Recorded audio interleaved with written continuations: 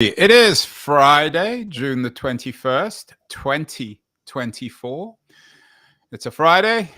That was the week. Roundup of tech news in Silicon Valley with Keith Tier, based down in Palo Alto. And in Palo Alto, it seems, Keith, people are partying as if it's 2027 and AGI has arrived and the bots have taken over the world. The title of your That Was the Week newsletter this week is Accelerating to 2027. What's the big deal about 2027? Is this Silicon Valley version of a 1984?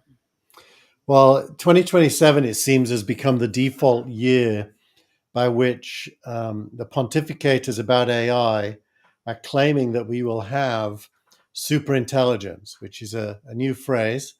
And interestingly, the author of the main essay this week talks about 2027.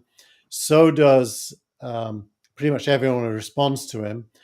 And superintelligence is even in the name of the new company that Ilya, whose second name I'm not going to try and pronounce. Yeah, I can pronounce him. We'll put him up. Sutskever, Ilya Sutskever, who was OpenAI's former chief scientist, and I think one of its co-founders, launched a new company. So what's his new company called? It's something Safe Superintelligence Inc. So why 2027? What's the big deal? That's 3 years' time. Well, the main essay, which is called Situational Awareness, plots a graph to 2027. So it's an arbitrary date. So it's and this essay that seems to have sparked a certain furor in Silicon Valley is by a character called Leopold Aschenbrenner. We're looking at his X page. He looks like a bot to me. He looks about 15 years old. It looks like a character out of Death in Venice or something by Thomas Mann. How do we know this guy actually exists? He's from something called situationalawareness.ai. I think the only reason we know he exists is because smart people who are real have responded to his essay on X. So quite likely he exists, and he's responding back. He does look 15. I agree. He looks awfully young. Well, he reminds me of Harry Stebbings when Harry first started. I was one of the first interviewees on 20VC, and I remember Harry looked about that age at that time, and he still looks pretty young. So what's situationalawareness.ai? And what does this term even mean? And I know the essay this week that sparked your editorial is about something called situational awareness. Yeah, if you read that quote out from him, it kind of tells you situational awareness is his designation for people who are aware of the situation. He's basically hardly rocket science. He begins this essay, Situational Awareness, the decade ahead. You can see the future first in San Francisco. That's the kind of thing that would be written by a bot. It's hardly original. It's been written about 1 million times before. Yeah, so situational awareness is an elite group of people who really know what's going on, which he counts himself as being among, in quotes. And he proceeds at great length. I will tell you this, it's a 165-page essay. And young though he is, it's extremely well written, well presented. Graphs are, illustrating it are well made. And he has a very clear case. His case is that the cost of artificial intelligence is coming down. The ability per dollar spent is going up.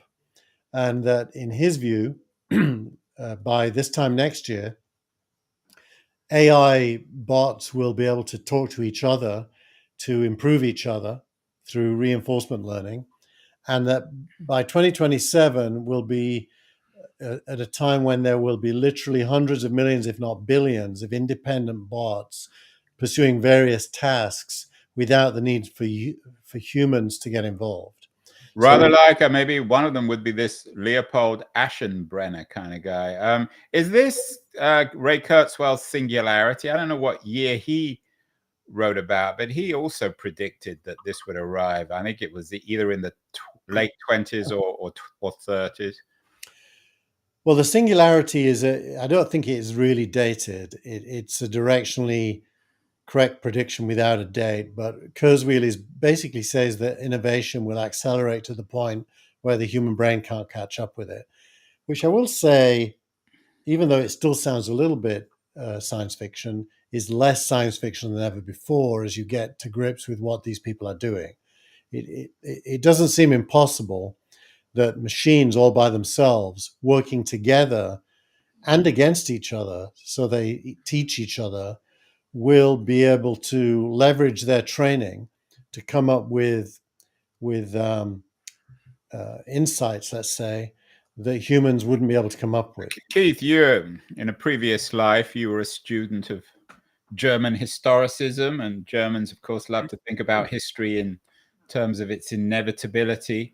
Is this what Leopold Aschenbrenner is arguing in situational awareness, that technology now, Moore's law, and the falling cost of AI is inevitably leading us to AGI?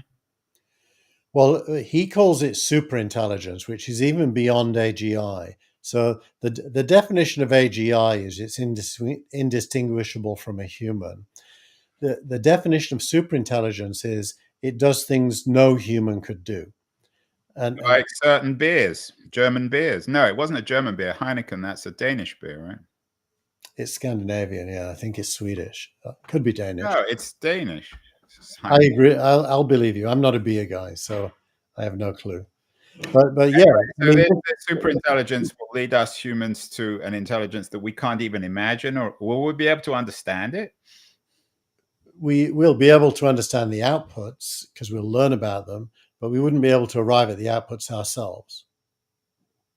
That's quite a dramatic prediction from a young man like Leopold Aschenbrenner. How seriously should we take it? I mean, Gary Marcus, of course, our old friend, has jumped in here, one of the great skeptics of AI.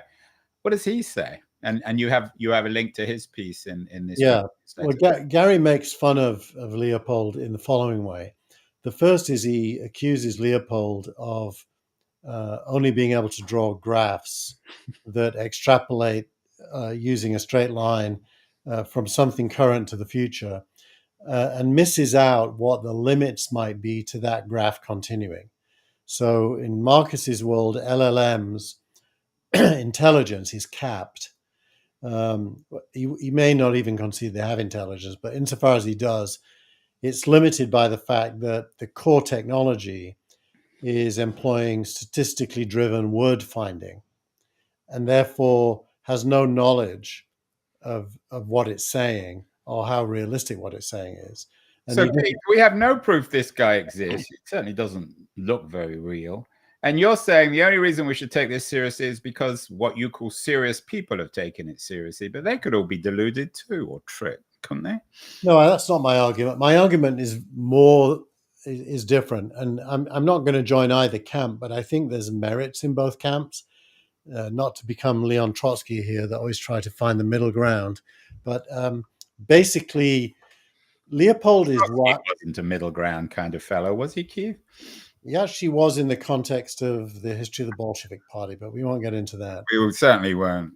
So basically, Leopold is right that LLMs already do things that logically they shouldn't be able to do given the limits of the technological stack. The fact that an LLM can write code and the code can run doesn't follow from the fact that it's merely a statistical word choosing engine. So it is quite remarkable that at scale, and this is something Ilya says in various videos this week, these LLMs are surprisingly good at lots of things. And surprisingly is the key word. You wouldn't logically predict they could do that, but they can. So therefore, let's not rule out that as they scale and become cheaper, they'll be even able to do even more things that would be surprising. I mean, this is all, to me, very abstract speculation. It's just science fiction. But does it tell us in a week where, and you have one of the news of the week pieces that NVIDIA now has ascended to the most valuable company of the world, maybe has echoes of the dot-com boom, that you, and not maybe you, but your fellow VCs and other tech people in Silicon Valley, they want this stuff. There's a hysteria down there. So when something slightly ludicrous like Aschenbrenner's piece comes out, they all embrace it or react against it. Yeah, but you can't want something into existence that isn't real. It either can or can't happen. That's a pretty binary thing. So even though you may be right in describing the hopes of Silicon Valley, that's not going to make these things happen. Ilya and OpenAI and Anthropic, if anyone makes it happen, it's going to be those guys, and they are all doing things that are pretty stunning to us lay people in this world. Look at Anthropic. This week it announced Claude 3.5. They always announce Claude in stages. This is what's known as the stage one. It's massively better than the one they launched 6 months ago at 10% of the cost.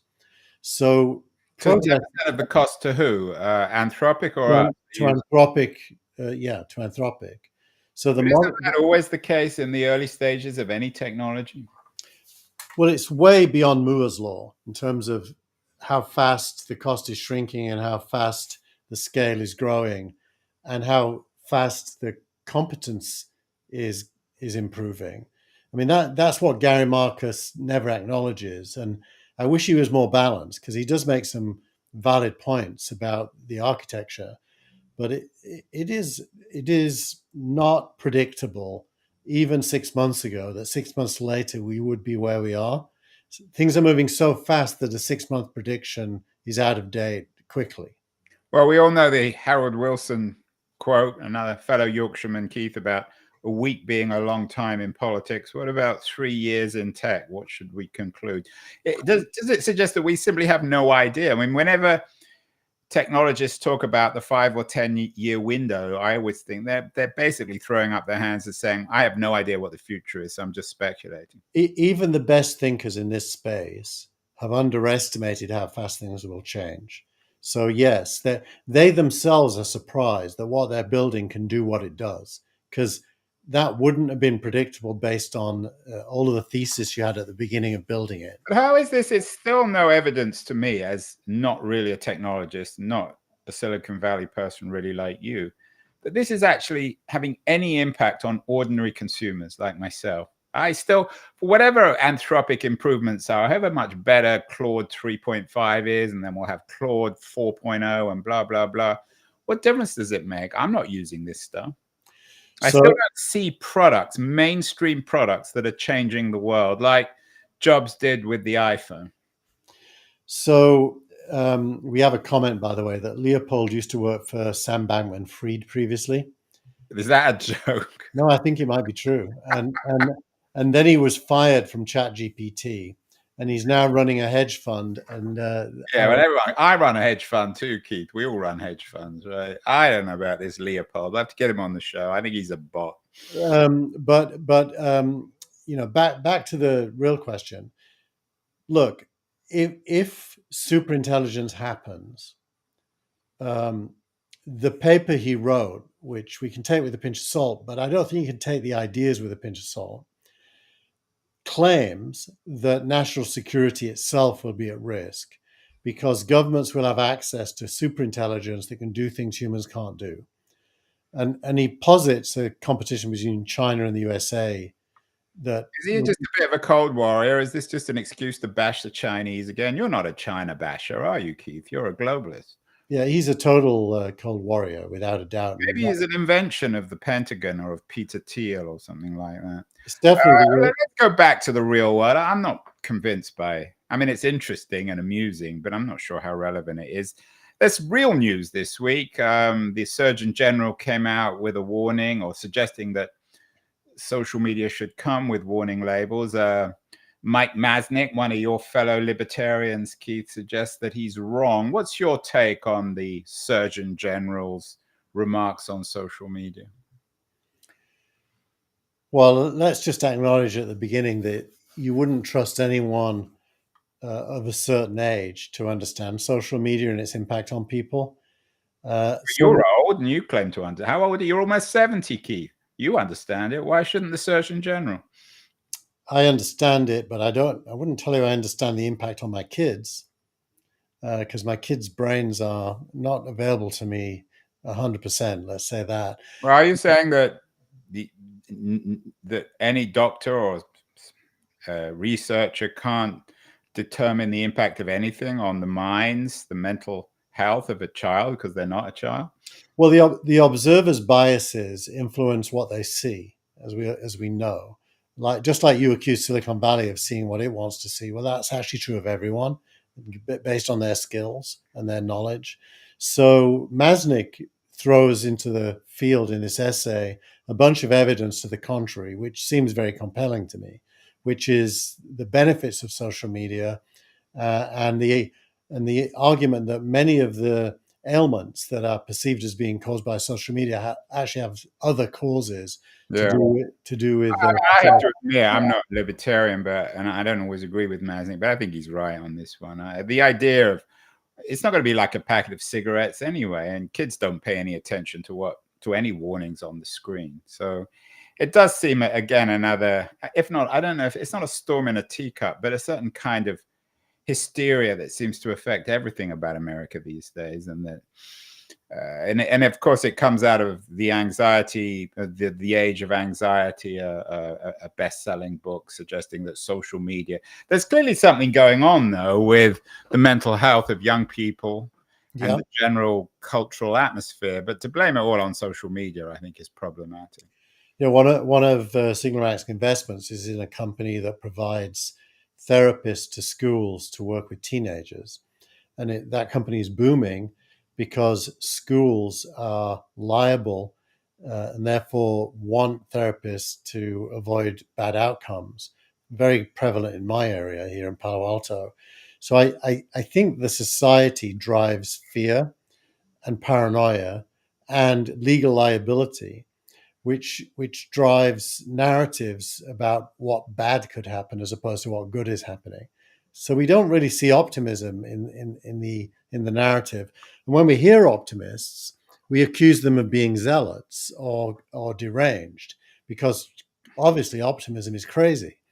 Well, So I don't think that's entirely true. I mean, am I stretching a point, Andrew? It could be. I think, well, you're just reversing the their point of, I'm not sure anyone who has any optimistic thought is considered mad. Are you suggesting that's the current case? Well, the more optimistic you are, the more in doubt is your sanity. Like this guy Leopold, he's both optimistic and pessimistic. He's optimistic about technology and pessimistic about nation states and likely war. But most people are focused on his optimism. Actually, I think I'm the only person who mentioned his pessimism ever in Yeah, the. I'm not sure he's more optimistic or pessimistic. He's deterministic. I mean, he seems to think that we're going, as Gary Marcus said, that the straight path is inevitable. Yeah. What else is so I think you and I are probably in agreement on the need to control social media, and I'm guessing that Aschenbrenner would probably want to ban TikTok, probably sees that as a danger. There's a lot of interesting news this week in a more positive way about videos. You have a TechCrunch piece about DeepMind generating AI soundtracks and video and dialogue for videos, for AI videos. And then there's an interesting piece from Nieman Lab about whether the news industry is ready for another pivot to video. Is it video's moment again, Keith? Well, video is been becoming huge for probably a decade, if not more, since YouTube started. It's like the Brazilian economy, always about to happen. And you look at the numbers around YouTube and TikTok and Instagram moving to video and Facebook having Reels now, And this show. and this show. Clearly, video is easy to make, easy to distribute, free, pretty much free. That'll be helped by this week's startup of the week, which we can get to later. Yeah, we're going to get to this. We're setting ourselves up for that one. But yeah, no, video is on fire. The DeepMind stuff is closer to OpenAI's Sora, Yeah. as in it's really about the creative arts and producing content using AI for the creative arts. And DeepMind's a serious, very focused, on specific task kind of an AI company as opposed Although to. you never seem to think much of Google when it comes to AI. You think they're trailing behind OpenAI. And DeepMind is, of course, owned by Google. Yeah, but DeepMind is ahead on the things it focuses on. You can't really compare. The video of the week this week, there's a debate about the future of generative AI, and the woman in that debate is very thoughtful about explaining the difference between generative AI and it's not the video of the week, but it is a video. It's Yeah, the you got Danny Rimmer on 20VC video. yeah, it's the video about expanding the universe of generative models. That's a video. But will I mean, if DeepMind have their way, will we have AI that will be able to produce this without you and I actually having to be in the room? Yeah. We can just program it. Whoever is the creator can use it to program music and dialogue, basically. So we might even be able to create Leopold Aschenbrenner. Maybe we should create him as a guest. Somebody should make him. Yeah, that I would think be. someone has, Keith. Before we get to product of the week, which is part of our optimism on the future of video, there is one rather sad note, Keith. You were one of the early adopters of the Vision Pro, and Apple has suspended work on it. Does this acknowledge it? Is this Apple's acknowledgement that this product is a bit of a failure? Well, if you really look into this article, what it's saying is the next version is going to be a cheaper version. Well, that's pretty inevitable. As opposed to an upgrade to the current version. And the current version is super expensive. So but how much do you spend? $4,000? Roughly, I think. I mean, you're a seriously rich Silicon Valley tycoon, but I mean, why would anyone actually spend $4,000 on a virtual reality headset? To understand it and what's possible. And now you've understood it and what's possible. What's your conclusion? Is this a real product or not? It's only a real product in a solo consuming world. That is to say, it's so isolating that it's only good for things that you do on your own. Watching videos is a clear example of that. Reading is a decent example. That's a solitary sort of thing. I'm not going to make any vulgar jokes on that one. Is it more real than Leopold Aschenbrenner, do you think? They're both talking about things that are real, but Aschenbrenner is extrapolating. If you did an Aschenbrenner on the Vision Pro, you'd basically be wearing a pair of glasses like mine, and the whole world would be available as a 3D mesh in front of your eyes as well. You'd be surrounded by Leopold Aschenbrenner. It'd be like reading Thomas Mann novel. And but more positively, you've given Startup of the Week. I'm not sure. Have you given it to Apple or to somebody else or to the iPad? It's to Final Cut Pro. Which, of course, is the Apple software for making movies. Correct. And what they've released this week is a free iPhone camera app called Final Cut Camera. Yeah. So if you have 3 iPhones in the house and an iPad, you could create a 3-camera broadcast from the 3 iPhones, and suddenly go from single camera video like we're doing on both ends to multi-camera video on both ends. So they've more or less made a TV studio free. Well, that's a little bit of an exaggeration. I mean, the quality of the video and the audio is not of television standard. Have you tried it? No, it actually is, Andrew. It is. It's digital video and audio, and it's raw quality if you want it, ProRes. It's super high quality. So what does that suggest for all these expensive Canon and Sony cameras? You will be able to still use them because, for example, I'm using a Sony camera with a great lens. The lens is about a meter away from me, but it can zoom. If I was using my iPhone, I could roughly create the same effect. It wouldn't be as good, So the cameras still are a notch above, but super expensive. I mean, my camera here costs as much as an Apple Vision Pro. So, an iPhone I've probably already got. So there's no additional cost. I do think people are going to start using iPhones as cameras for live broadcasts now that this is out. And the other thing is it lets you create um, a recording of each camera to create multi-camera post-show edits to then go on and use Final Cut to edit. And does it require the very high-end new iPad, or does it work with all iPads? It works with all recent iPads as long as you have an M1 chip. So you think this is a big deal?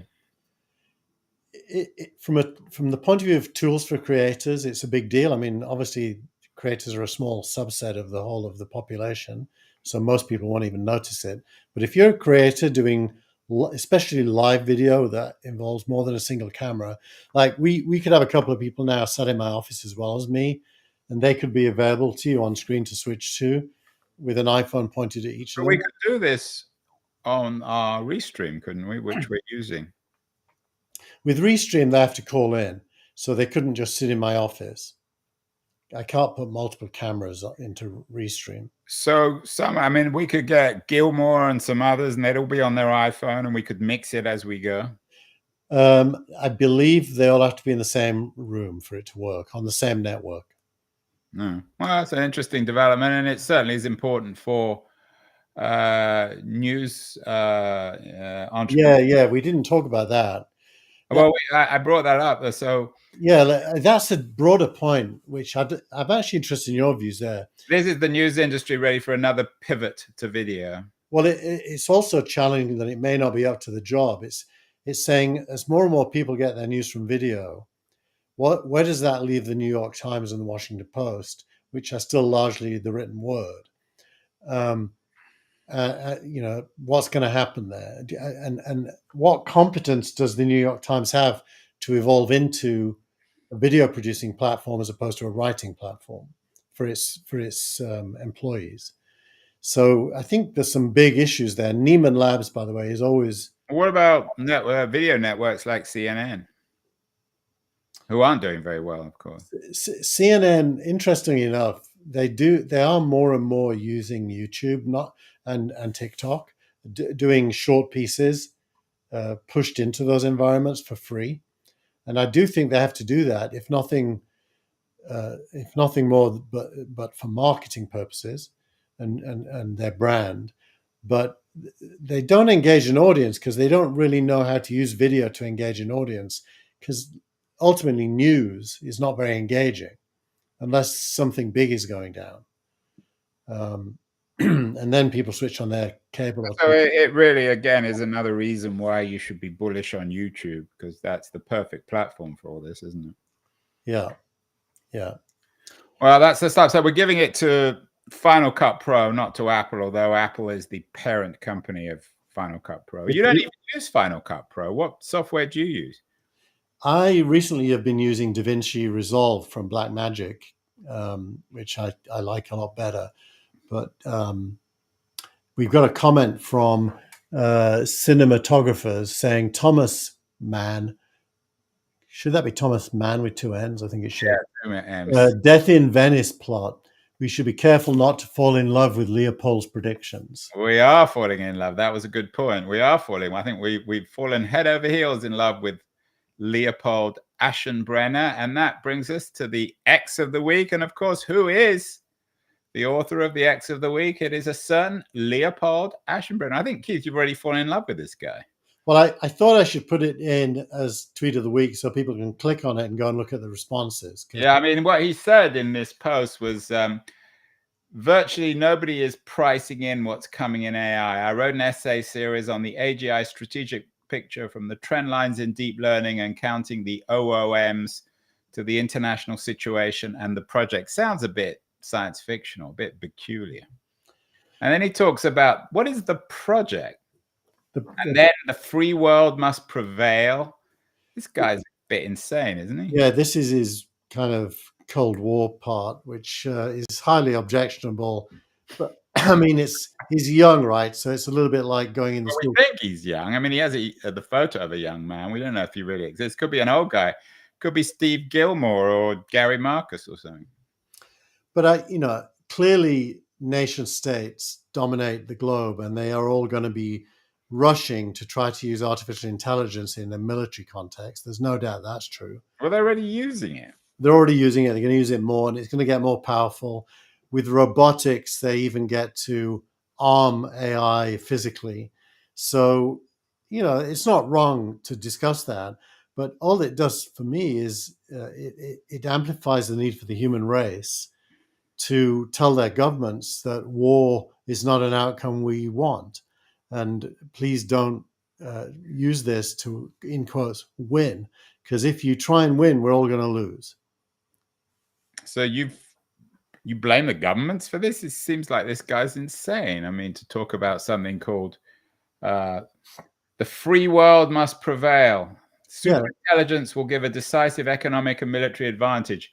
China isn't at all out of the game yet. What kind of nonsense is that? I mean, China wouldn't mean out of the game. China is probably ahead of the United States, which is not particularly surprising or worrying. Why should we worry about that? Well, he's saying the same. He's saying China's not out of the game and it's going to get stronger. We know that. We don't need Leopold Aschenbrenner to tell us that. He also makes the point that open source fuels foreign rivals because it's open. And he also makes the point that security around the key part of a model is called a weighting, that the security around weightings is so poor that every weighting on the planet will be stealable by superintelligent bots. So none of that is really wrong. It may be alarmist, but there is kind of an element of truth about it. So one has to, at least, if one was in government, especially in security, you would probably have to read this and figure out what is valid and what isn't. And some of it will be valid. But it's just technology. I mean, it's the same as when industrial states invented industrial weapons. Either in terms of the production or their output. I mean, there's nothing particularly dramatic about this, is it? No. So can we nuke Leopold Aschenbrenner, Keith? Can we get rid of him entirely, or do we take him seriously still? We may never see him again because this may be a one-off. On the other hand, he may double down and become important. So I'd say watch this space. He's a bright kid. He's young, therefore prone to exaggeration, as all young optimists should be. Especially young German optimists. Exactly. Well, German-born, American bred. Be careful now about making unpleasant remarks about Germans. Their team's good in Europe. Well, I'm not going to say two world wars and one World Cup, because England's lost many not world wars, but World Cups to the Germans. So I think we'll end there, Keith, because otherwise I'm going to get banned. Have a great week, and we'll see you again next week.